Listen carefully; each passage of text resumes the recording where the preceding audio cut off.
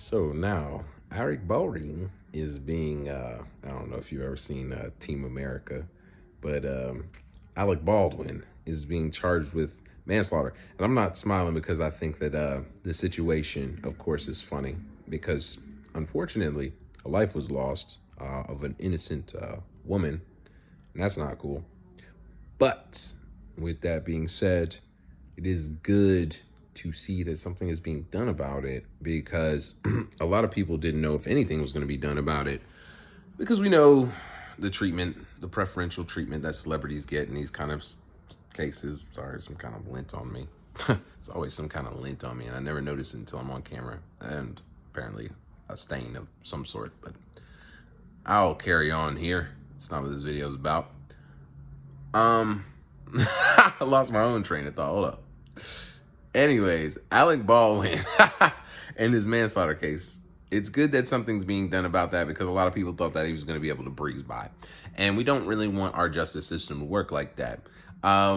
Much like we don't want people to be incriminated or punished based off of a court of public opinion, I definitely don't want people to be relieved or absolved of their punishment for crimes they actually commit due to preferential treatment. To me, those things are both equally as terrible to one another. So it will be interesting to see how all of this unfolds. Just because he is being charged with manslaughter does not mean that he will be found guilty of it. Although seemingly a lot of people are in support of justice being served in this case, where ultimately, at the worst or best case scenario, I guess, I don't know how to describe it, but that best case scenario, this was negligence of a man who has been on enough sets that involved guns that he should have been more equipped, no pun intended, to handle that on a set without any type of injury or incident. Now, a lot of people blamed the armorer, the person who is loader, checking the gun. Okay, that's fair. But also, there have been mixed. I've watched a lot of people, none of which are professionals on movie sets, but a lot of which are professionals on studio sets.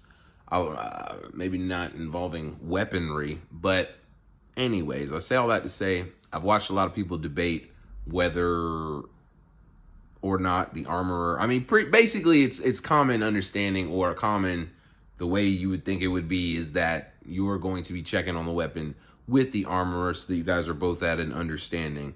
But maybe there's a time where you are on set and then somebody's required to bring you the weapon, but they should then be going over the weapon once they put it in your hand. And then from that point forward, whatever happens would be your fault.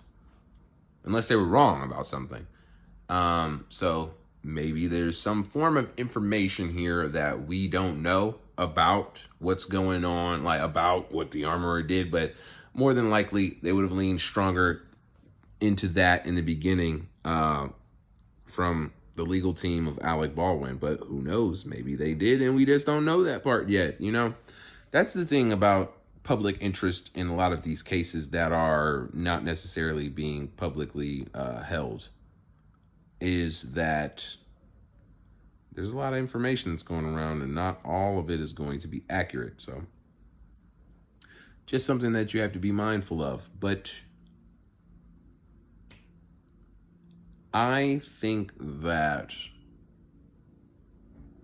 hopefully, once again, justice will be served in this situation, and he can go sit down and serve his time and cool out and think about what he did. I don't know, and just hopefully this wasn't actually intentional and malicious. Nobody would like that. So it's pretty much all I have to say about that. But it's definitely an interesting turn of events to see that he would end up being charged here. Let me know what you think and have a good evening.